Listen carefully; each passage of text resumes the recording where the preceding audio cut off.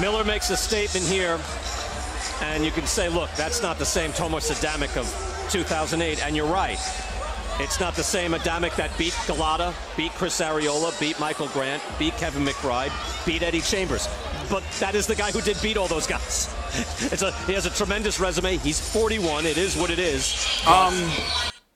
He's starting to get a really bad reputation. I understand the business of the sport, not me. Okay, let's start here. 22-0-1 with 19 KOs. Fred Cossie. He was on the last leg of his run after being, okay, this is what happened. He was the knockout of the year against Mir Mansour, in my opinion. Then he went on to fight Chris Arreola in a draw. Then he went on to get Dominic Breazeale, Hughie Fury, Gerald Big Baby Miller. Then Tomas Adamek after Gerald Big Baby Miller, right? Then he went on to fight Gerald Washington. Gerald Washington was coming off of that loss against, coming off of that loss against Deontay Wilder. So people were like, well, let's see if Gerald Big Baby Miller can do better than Deontay Wilder did. He did beat him. He did stop him off of activity, but not until late.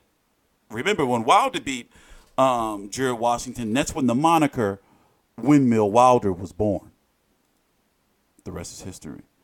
Then Marouge, I mean, I knew what this fight meant in regards to politically, because I was like, okay, he's over there with Eddie Hearn now, signed with HBO. So this is like a showcase fight. Then it was another showcase fight against Johan Duopa. And then Tomas Adamek. I knew the Tomas Adamek fight was a ticket seller because, of the Polish crowd. They had to have to get somebody Polish on the card. Tomas Adamek was ready. He wanted that final last payday. And he got fucked up. One of my favorite fighters ever, by the way, long story. Big fan back in college. I used to be when he was fighting at 175. And now he's going to be fighting Imhotep from The Mummy. The Mummy 1 and 2. Imhotep from The Mummy. Nah. I be trolling, man. Y'all got to calm down, man. I like to have fun on my shows. Calm down. Bogdan Dinu, I guess that's how you pronounce his name, Bogdan, from Romania. 6'5". What's he been weighing in at? About 245 pounds or so. Remember, Big Baby Miller weighed in, let me see, 290, right? No, 317. Jesus Christ. But really, they said like something was wrong with the scale, so he was like 315, but then 304, 283, 298. The reason why he's fighting this guy, supposed to be fighting this guy in Atlantic City, it's not official yet, but it's supposed to be taking place in Atlantic City November the 17th, just about 5 weeks after Big Baby Miller defeated Tomas Adamek. On that card is supposed to be Gabe Rosado versus I forgot who, Brandon Rios versus I forgot who. I think it's Gabe Rosado versus Luis Arias, and Brandon Rios versus Abel Ramos or something. Yes, that Brandon Rios. And you're supposed to have Clarissa Shields, which is the bright spot, versus Emma Hankin. I got to look up her name. I've seen her fight. I've seen like a clip or some shit. I think. I don't remember. I've been watching a lot of fights. So Big Baby Miller's supposed to headline that card, and he was supposed to headline. They were really trying to get Mr. Oquendo here, who's 45 years old, who has not fought since July of 2014. We are October the 25th, 5:32 p.m. Damn, why am I so tired? I'm tired like it's fucking 3 o'clock in the morning. I've been working so much lately, yo. But we're going to muscle through. I'm going to bed early tonight. I'm going to bed like 7. I'm going to try to be in bed like probably like 8 p.m., then wake up like 3, 4, get back to work. But what was I saying? Oh, he hasn't fought since July of 2014 when he should have defeated Manny Ochar. But what happened was there's a court order basically where a judge told the WBA he's got to get his title shot or he can sue y'all, and I'm telling y'all he's going to win. So this belt has been hung up in litigation. Well, it was at one point in time. And now it's been hung up in this drug testing scandal where, for example, Ruslan Chagiev finally had fought Lucas Brown. Lucas Brown beat him, won the belt, but Lucas Brown failed the drug test. WBA goes to Ruslan Chagiev and says, hey, Ruslan, you want to fight Fresno Oquendo because Lucas Brown failed the drug test. You want a rematch? And Ruslan Chagiev was like, nah, I'm cool.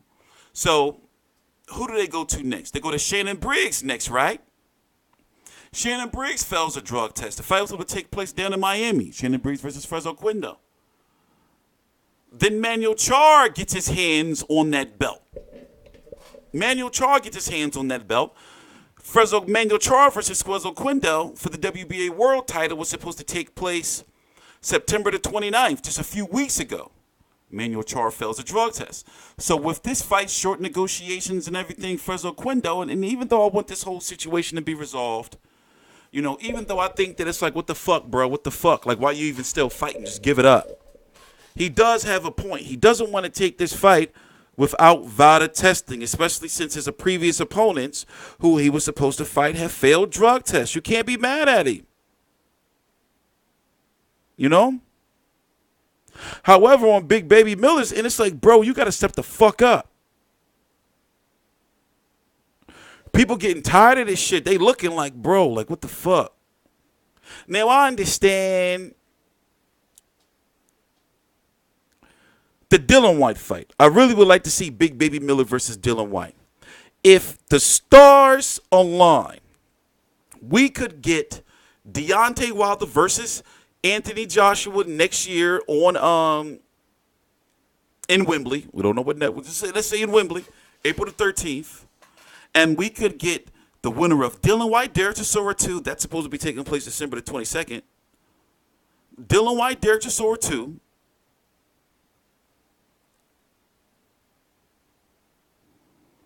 After Dillian Whyte, Derek Chisora 2, we can get the winner of Big Baby Miller versus Oquendo. Them fight on a separate card in like March or some shit. You know, maybe April or May. You know, obviously they're not going to put this on the undercard of Wilder versus Fury. I know what you think. You're like, you know what you're thinking. They should put it. They're not going to do that. They're not going to do that. In a perfect world, you got Brian Jennings out there in the mix, but he's over on the ESPN. We're wondering what the WBO is going to do with him, and you know the new WBO mandatory Kubrat Pulev is going to be taking on Hughie Fury this weekend. Very big fight. Unfortunately, I can't cover it until Sunday because I'm going to be at the HBO card, Danny Jacobs versus Sergey Derevianchenko. And in fact, they're supposed to have a press conference before the card. You know, it's to be determined at the Madison Square Garden before the card to possibly announce Joe Big Baby Miller versus whoever he's going to be fighting. King Imhotep from The Mummy 1 and 2. Jet Li was in The Mummy 3, right? There was Jet Li. Boxing is crazy as shit, man. Usyk's coming up to the division, though. He's going to fight Tony Bellew, and then he's moving up. I'm TstreeT Controversy. This is TstreeT Controversy Live. Please subscribe.